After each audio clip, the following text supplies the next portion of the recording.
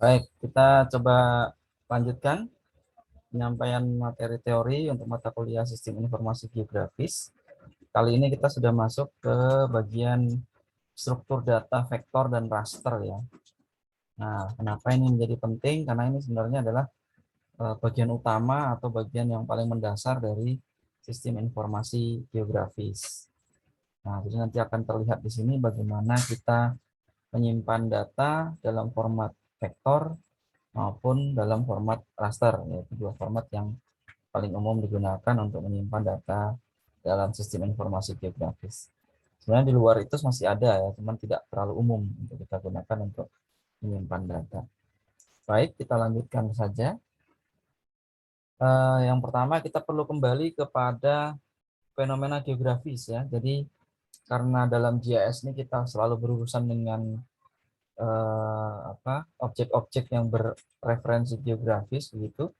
Nah, jadi kita menjadi sangat penting untuk kita memahami bagaimana konteks fenomena geografis yang kita mainkan datanya di dalam um, uh, pengelolaan sistem informasi geografis. Nah, yang pertama dari sisi fenomena geografis ini ada jenis data yang sifatnya diskrit atau dalam bahasa Inggrisnya ya diskrit gitu ya. Nah, ini adalah fenomena geografis yang memiliki batas jelas. Misalnya daratan dan lautan itu kan batasnya jelas gitu ya. Kemudian sungai atau danau, kemudian juga batas persil tanah, kemudian batas administrasi pemerintahan. Nah, ini semua pembatasnya adalah berupa garis yang tegas gitu kan. Sebelah kirinya punya siapa, sebelah kanannya punya siapa. Nah, itu cukup jelas kalau kita menggunakan data yang sifatnya diskrit atau terpisah dengan tegas. Tapi di sisi lain juga ada data yang sifatnya kontinu. Nah, data kontinu ini adalah cara kita untuk merepresentasikan fenomena geografis yang batasnya itu tidak jelas. Ya, contohnya sebaran hujan ya, tidak bisa juga kita menggambarkan hujan dalam bentuk batasnya dalam bentuk garis gitu kan. Di sini hujan, di sebelah sana tidak tiba-tiba gitu ya. Bisa terjadi hujan lokal tapi pasti batasnya tidak berupa garis tegas yang sangat berubah berbeda jauh gitu, berbeda drastis. Kemudian bisa juga kita gunakan untuk suhu udara misalnya. Jadi suhu udara suatu ruangan atau suatu wilayah atau suhu muka air laut ya pasti berubahnya tidak bisa langsung secara drastis gitu kan. Selanjutnya ada lagi pergerakan angin. Nah, pergerakan angin juga bisa tentunya memiliki batas yang tidak jelas atau gradual gitu ya, sedikit demi sedikit berubah. Nah, itu kemudian bagaimana cara merepresentasikannya? Nah, di sini kita punya cara dalam sistem informasi geografis untuk menampilkan data secara geometris atau secara terukur, secara matematis gitu ya. Yang pertama adalah data bentuk titik.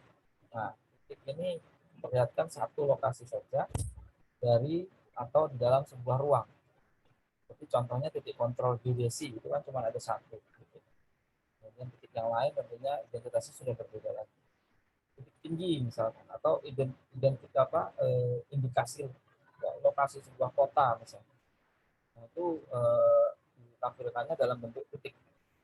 Kemudian untuk garis itu juga bisa digunakan tentunya ya untuk menampilkan objek-objek yang bentuknya linear seperti sungai, jalan, batas administrasi, struktur geologi ya, patahan patahan lipatan dan sebagainya itu dan banyak lagi yang lain.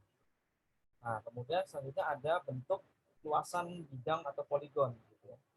Nah, ini untuk objek yang bentuknya tertutup seperti misalkan persil tanah, batas administratif ya dan kemudian bentuk-bentuk lain yang memang membutuhkan batas luar yang tegas gitu. Ini bisa digunakan data model luasan poligon atau bidang. Dan yang terakhir adalah permukaan atau surface. Nah, ini biasanya digunakan untuk menampilkan objek dalam 3 dimensi. Nah, saat kita bilang 3 dimensi, maka dia tentunya perlu ruang penggambaran yang lebih rinci lagi daripada yang 2 dimensi. Nah, selanjutnya Secara praktis dalam sistem informasi geografis kita mengenal ada dua cara untuk merepresentasikan informasi geografis. Ya, yang pertama adalah secara vektor. Kalau di gambar yang ada sekarang muncul itu di gambar di sebelah yang tengah, gitu ya. Dan ada yang menggunakan model raster atau di gambar yang sekarang muncul itu dia berada di paling atas. Bedanya apa vektor sama raster ini? Nah, kita bisa lihat di gambaran yang sebenarnya atau di real world-nya itu di gambar yang paling bawah. Kemudian dengan menggunakan model data vektor kita menggambarkan garis-garis batas maupun garis-garis sungainya secara sangat rinci, gitu ya, secara persis seperti kondisi aslinya. Jadi lebar-lebarnya sesuai, gitu kan. Kemudian kalau dia memang kecil luasannya, kita gambarkan kecil, gitu, sesuai dengan persis dengan bentuk aslinya. Dan ini tentunya tidak terbatas dengan bentuk pixel seperti contoh yang di atasnya. Nah, cara yang kedua adalah menggunakan model data raster. Nah, kalau model data raster ini dia digambarkan dalam grid atau pixel-pixel yang ukurannya sama. Jadi seperti gambar yang paling atas itu bisa dilihat, karena dia menggambarkan sungai yang warna biru di aslinya itu, kemudian yang dilakukan adalah dia menggaris atau memilih poligon-poligon yang dilalui oleh garis itu, atau grid-grid sel-sel yang dilalui oleh garis sungai itu, sehingga dia membentuk arah sama seperti sungai asli. Tapi catatannya di sini, kalau secara luasan dan geometris dia tidak terlalu sama, gitu ya, karena dia terbatasi oleh bentuk pixel atau bentuk grid yang harus digunakan. Juga di fitur yang lain, di situ ada tanah terbuka, ada padang rumput, ya, kemudian ada yang masih berhutan di belakang itu. Nah, tentunya luasan-luasan, kemudian batas-batas aslinya, ya, karena geometrinya dipaksa mengikuti bentuk grid cell itu, akhirnya tentunya tidak sesuai lagi dengan aslinya. Nah, ini secara prinsip mungkin bisa dilihat di situ bagaimana kondisi data direpresentasikan dalam sistem informasi geografis. Tanyanya mungkin nanti muncul, bagus yang mana Pak, vektor atau raster, gitu kan? Nah, kalau bagus yang mana tentunya sesuai dengan kebutuhan. Karena untuk beberapa aplikasi juga memang data raster ini jauh lebih baik digunakan daripada yang vektor misalnya. Sementara di penggambaran peta secara umum mungkin kita lebih menganut atau lebih mengenal bahwa vektor ini lebih baik untuk digunakan karena secara akurasi bentuk, ya, itu bisa sangat menyerupai aslinya. Nah, kira-kira itu gambaran awal untuk masalah data vektor dan raster.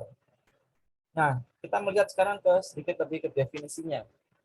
Apa sih data vektor, apa sih data raster, ya kan? Nah, kalau data raster, ya, jadi setiap objek itu digambarkan lewat pixel atau sel dengan ukuran tertentu. Jadi dia ukurannya ya harus ngikutin ukuran pixelnya itu. Kalau ukuran pixelnya lebih besar daripada gambarnya, ya terpaksa diikutkan sesuai dengan gambarnya itu. Ya. Seperti contoh yang ada di sini, beberapa titik, ya. Ini karena dicari persamaan yang menggambarkan kondisi mereka, ya kemudian bisa digambarkan dalam bentuk raster yang sebelah kanan ini. Sementara untuk vektor, dia bisa digambarkan secara seasli-aslinya. Nah, jadi kalau dalam format vektor ini, setiap objek digambarkan dalam bentuk geometris yang bisa berupa titik, garis, ataupun poligon.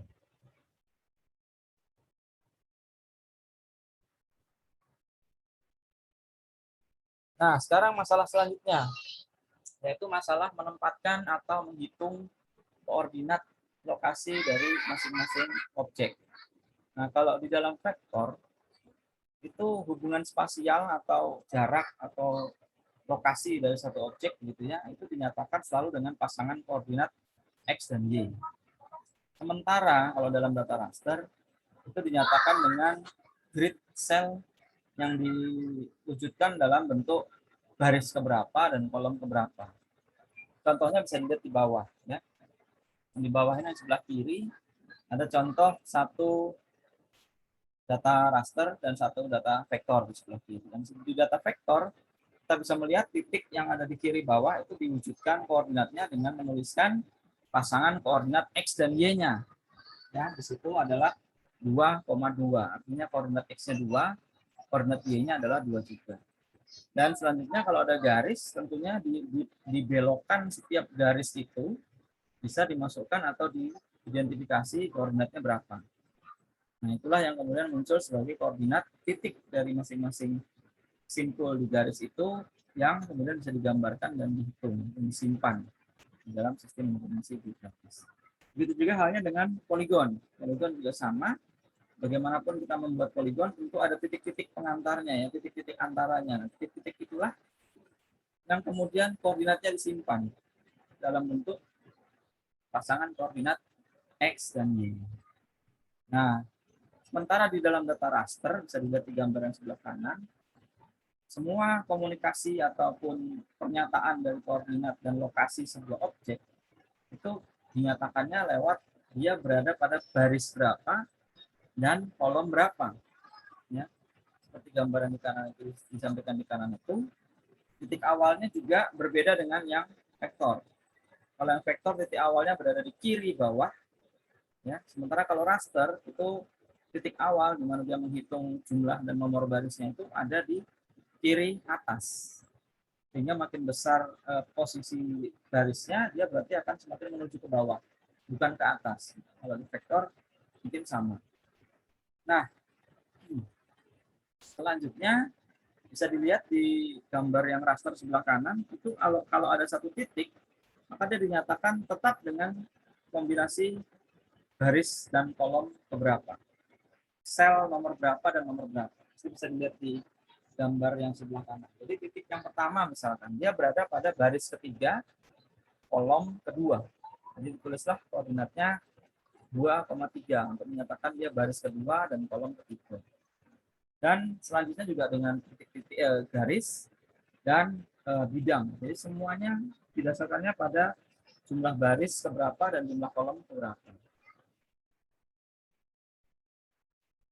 Oke, sampai di sini dulu. Mungkin ada yang mau ditanyakan sebelum saya masuk yang lebih rinci.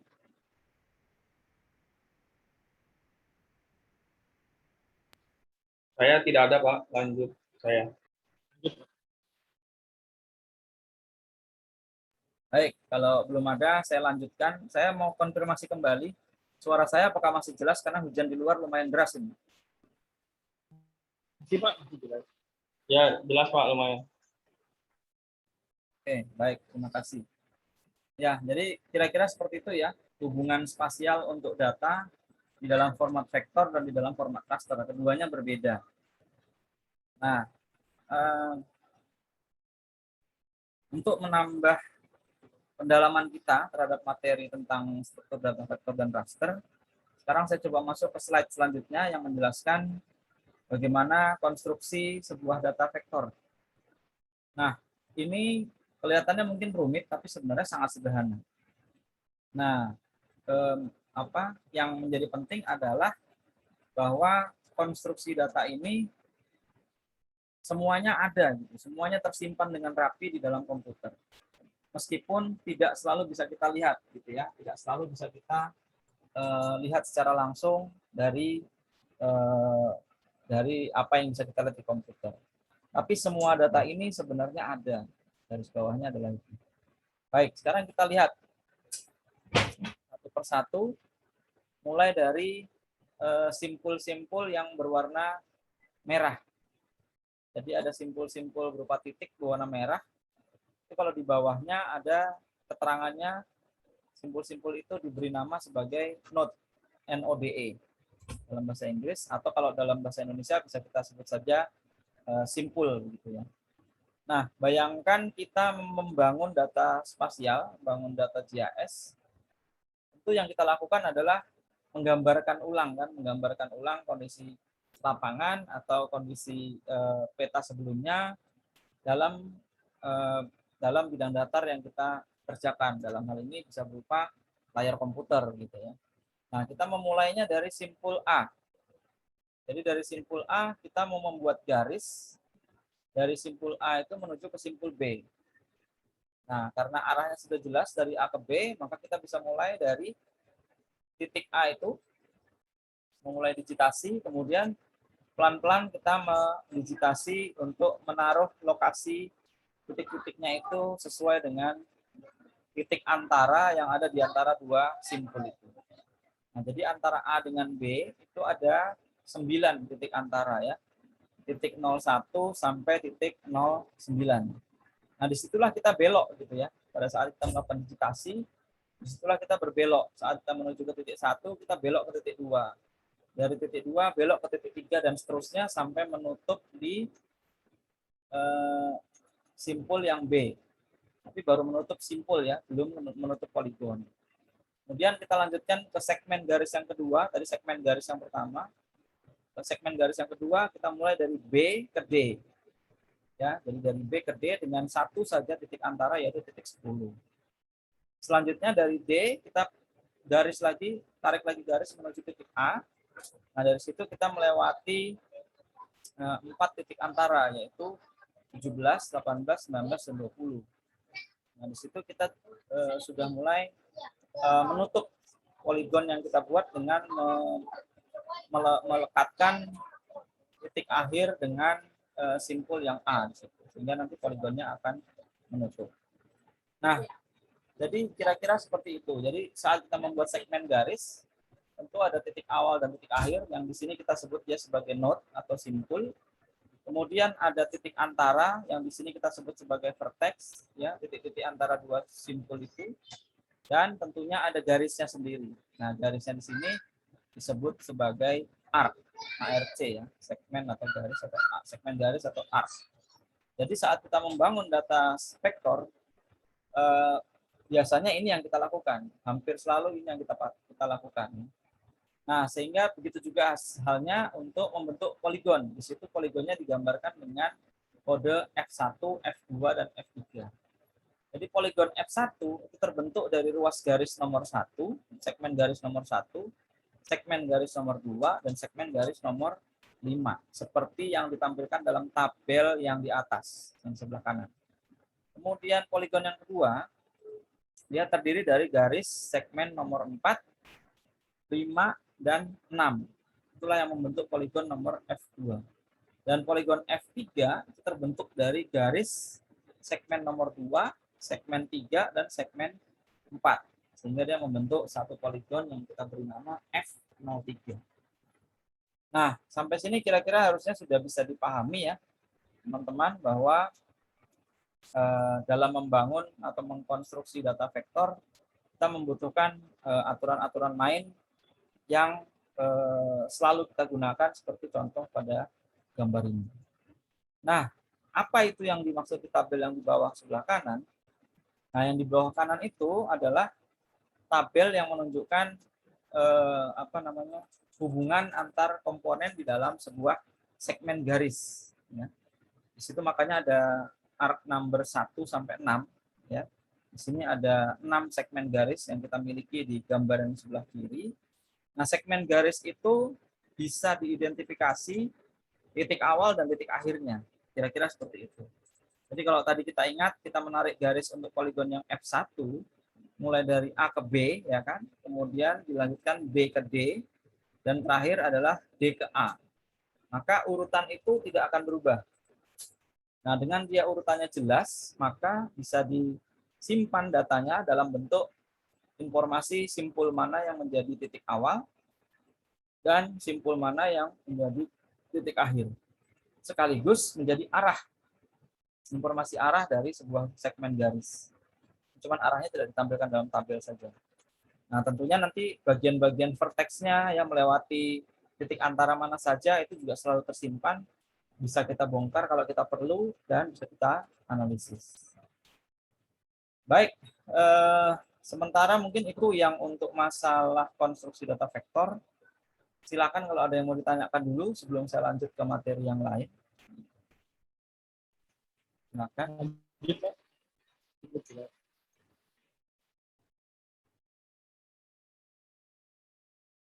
Baik, kita lanjut lagi dari titik tadi, dari masalah konstruksi data vektor tadi.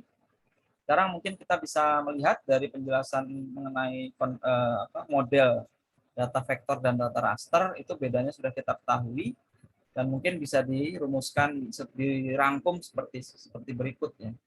Jadi kalau model data raster biasanya adalah lokasinya itu terhubung atau bereferensi dalam sebuah grid cell dalam matriks. Ya, jadi berupa matriks kotak-kotak di mana posisinya, kemudian lokasi-lokasinya nanti semua disambungkan atau dihubungkan dengan lokasi dari grid cell-nya tadi itu.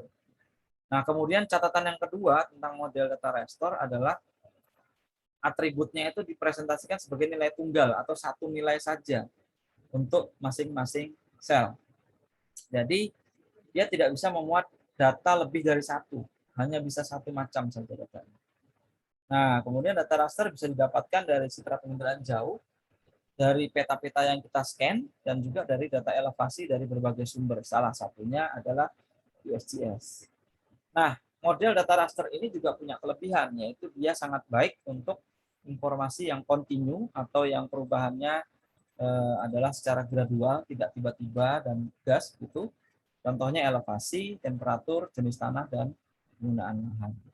Nah, sementara data vektor adalah lokasinya bereferensi atau tersambung dengan koordinat X dan Y yang dapat dihubungkan dengan objek garis dan poligon yang menjadi bagian dari data itu sendiri. Nah, selanjutnya atribut-atributnya, jadi dari masing-masing poligon itu punya atribut ya, punya kelengkapan data seperti itu. Nah, itu bisa disambungkan secara langsung melalui nomor ID unik pada tabel. Jadi kalau kita punya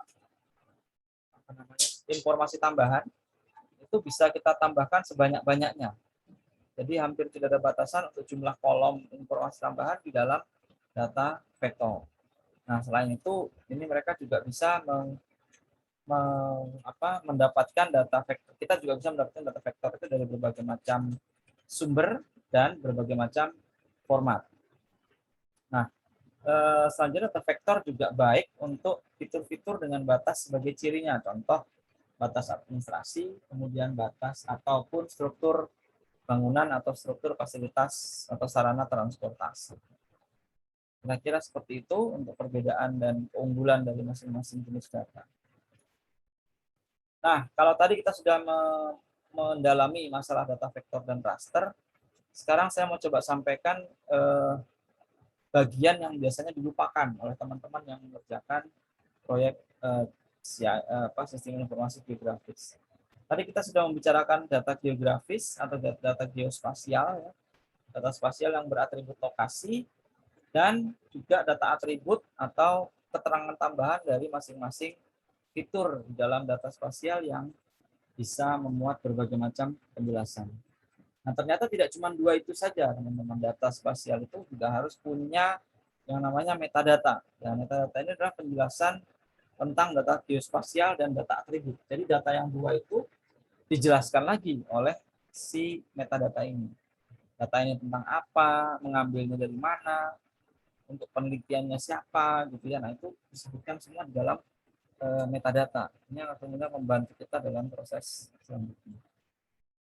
Baik, selanjutnya ini hanya sharing lebih banyak ke operasional input data, tapi nanti ini juga penting untuk menjadi bekal kita saat digitasi. Jadi saya sampaikan sekarang saja.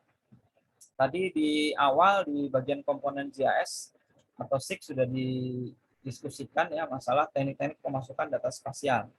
Yang pertama adalah pengalihan format data analog ke digital. Jadi yang tadinya scan-scanan kita digitasi langsung atau kita scan ulang gitu ya. Kemudian bisa juga kita kumpulkan data secara langsung melalui survei lapangan, termasuk survei GPS, atau penginderaan jauh atau remote sensing. Dan yang ketiga adalah yang paling mudah memperoleh data dari sumber lain. Yang paling mudah karena tidak perlu ngapa-ngapain, kita tinggal terima saja data dari pihak lain. Nah, selanjutnya di masa yang lalu, kita masih menggunakan yang namanya tablet digitizing seperti ini ya. Jadi berbentuk meja besar, nanti peta yang kita digitasi ditaruh di atas meja itu, kemudian nanti koordinatnya bisa masuk ke dalam masing-masing peta itu juga. Gitu ya. Nah, Tapi sekarang kita sudah di 2021, metode ini sekarang sudah lama ditinggalkan ya, sejak tahun 2005, mungkin 2004 itu sudah mulai ditinggalkan. Karena kita sangat lebih mudah mendigitasi atau menganalisis langsung pada komputer kan gitu ya.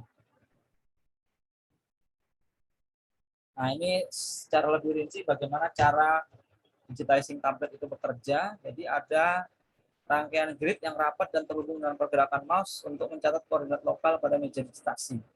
Jadi prinsipnya juga sama, keempat ujung peta yang kita digitasi juga tetap harus diregistrasikan atau dimasukkan angka koordinatnya sebelum kita bisa melakukan digitasi menggunakan meja. Nah, prinsip yang sama juga kita lakukan terhadap digitasi yang menggunakan komputer, karena mejanya tinggal diganti dengan komputer saja.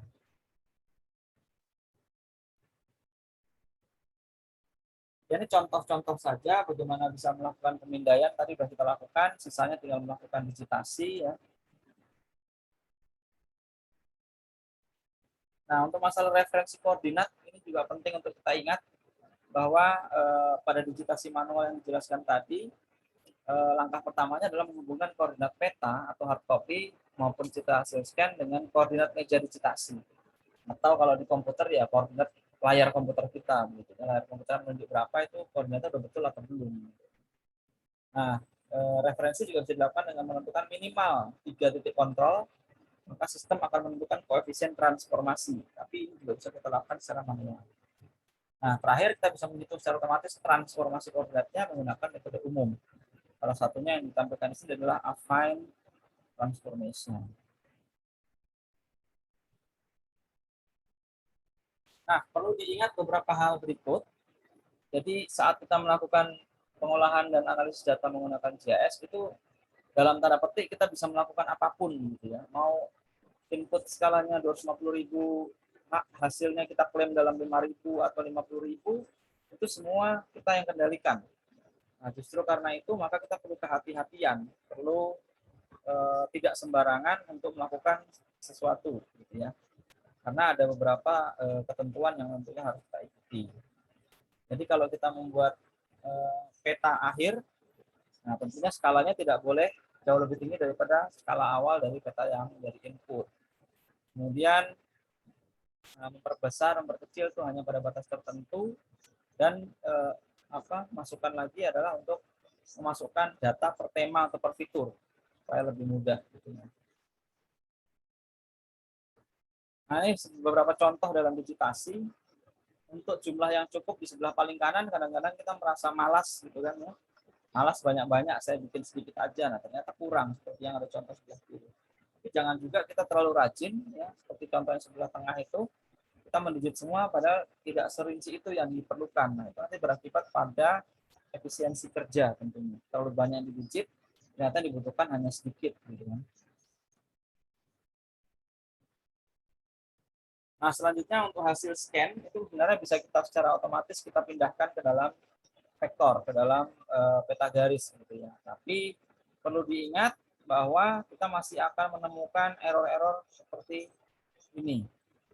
Nah, ini jadi titik-titik, kemudian garis yang tidak terhubung ya. Itu akan banyak sekali dalam hasil scan antara vektor yang dibuat dalam bentuk raster.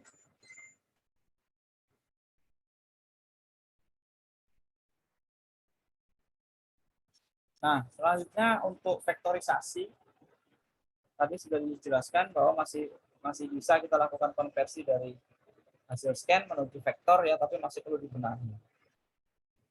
Ini yang menjadi perhatian kita. Nah, selanjutnya tinggal ke operasional pengelolaan data. Nah, ini mungkin ya bisa kita diskusikan pada kesempatan selanjutnya. Ya, jadi kita cukupkan dulu struktur data vektor dan raster sampai pada proses input, karena nanti praktikumnya akan kita lanjutkan untuk masalah input. Ada yang mau ditanyakan sampai di sini?